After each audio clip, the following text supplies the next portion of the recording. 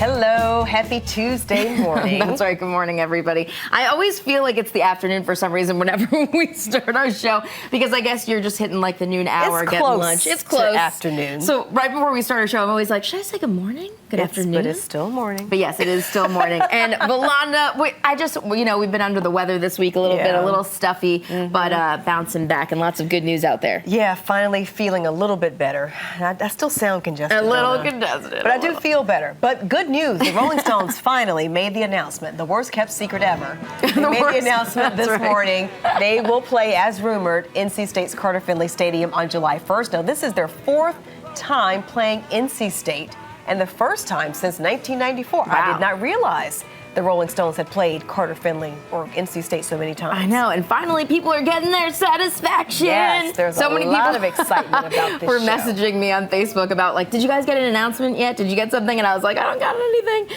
So it's pretty cool that now we've got that. All right, we are easing on down the road. Let me tell you what, I loved The Wiz when I was growing up. This was like the family show. This was the movie, the thing that we did together. Look at them easing down the road. MJ, I love it. Okay, so NBC is producing another musical to air on TV. A live production of The Wiz will air on NBC December 3rd. The network is partnering with Cirque du Soleil, which I love, so that's going to be fantastic. And of course, they'll present The Wiz on Broadway for the 2016-2017 season. NBC scored big with The Sound of Music in 2013, but not so much with last year's Peter Pan, which I think any collaboration with Cirque du Soleil is going to be out of sight. And I actually want to get tickets to go see this in New York. Which would be as soon as they go on sale, I'm going to be ready.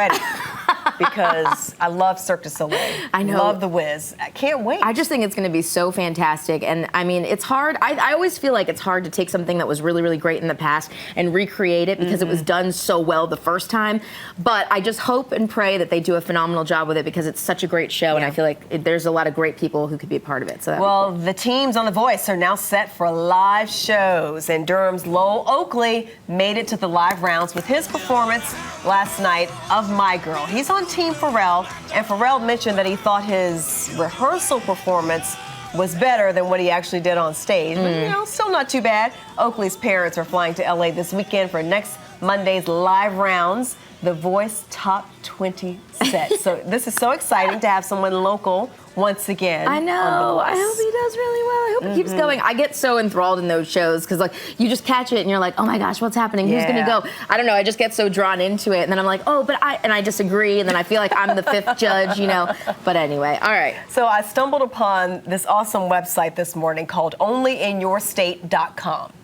And for North Carolina, it features 15 strangely awesome things found only in North Carolina. So check this out. Among them, the last Shell oil clamshell station. It's in Winston-Salem. Oh my gosh. It's an actual shell. What? Built in the 1930s, it was an actual service station, but now it's just a museum because it was really impractical. That is so cool. to use it the way it was intended, but you can go visit. And a lot of kids are on spring break now or next week. Some of Wake County's already been through theirs, but great time to take a road trip. Gives you something fun to do. That's awesome. Frying Pan Tower in the Atlantic Ocean. Look at that. What? This was once a fully functioning lighthouse. It's 30 miles off the coast. That is so cool. It's actually not located in the United States because it's about 5 miles outside the U.S. Okay. But we claim it. Now it's a bed and breakfast. You can go there, stay in some of those rooms out in the middle of the ocean. But the water's really shallow around that area. That's so cool. Kindred Spirit Mailbox at Sunset Beach. This is such an awesome idea. This mailbox just sits there. People write notes. They write notes and leave them in the mailbox. That sounds like a Nicholas Sparks movie. You may have given him an idea.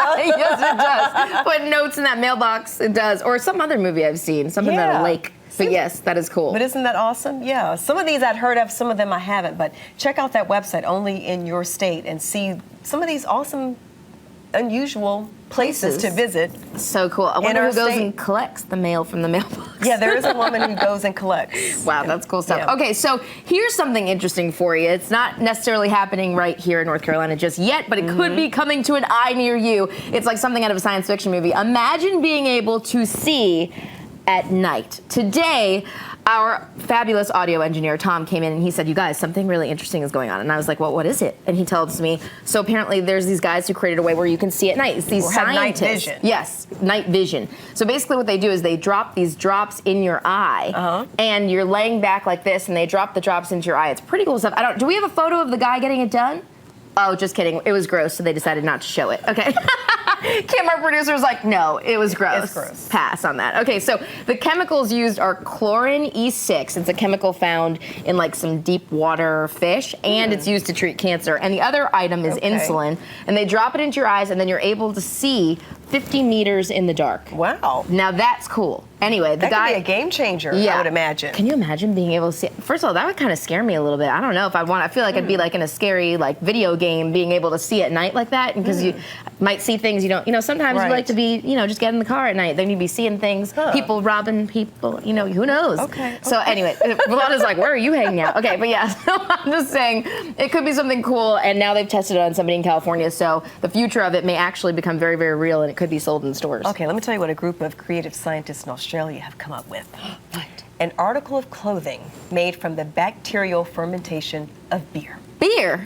Beer lovers rejoice. The lower portion is shaped like hops, and the bodice is covered in beads to represent bubbles. Oh my gosh. The beer dress design is the essence of summer. Can't you see it? Can't you feel it? As frothy layers of material tumble down in clouds of white, looking cool and chic.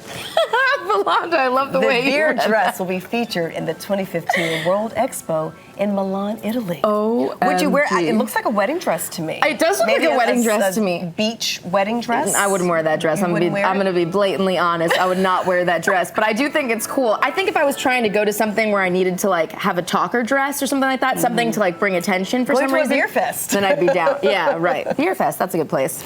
All right. So Big Mac's got something on in Sweden. Okay. Staying on this theme of food, drink, clothing. Food, drinks, and clothing. You can buy clothing, fashion with Big Macs on it. Oh my gosh. Big Macs. I don't think the models are digging it. No, I'm not digging it. Maybe the one on the right likes it, but the other two, yeah, not she looks so much. upset. But yes. What is that? A pillowcase? What is a sleeping bed? I don't know. Oh gosh. Rain boots with the Big Mac on it. Wow, they really love their Big Mac over there. Dog. What do you call those little things you put on dogs? Oh, like the little like raincoat for a doggy? Yeah, with the Big Mac. Oh my gosh. Bedding. That's taking it too far. Who loves the Big Mac that much? In Sweden, I guess they do. Well, McDonald's. I have heard that McDonald's is huge overseas, even more huge than I guess it is here. Oh, so by the way, that makes sense. In April, breakfast all day. What? At McDonald's. Oh, are they changing their rules? They're gonna have it breakfast all day? Yeah. Oh. Breakfast all day. Well, I will say I'm one of those people that when I'm in a rush and I want breakfast and I swing through and they're like, sorry, ma'am, it's 10:30. We're all done. And I'm like, it's 10:31. They're like, no, 1 minute. Well, tomorrow's April 1st, so. All right, Or it'll is that change April up. Fool's joke or is that for real? I guess we'll find out.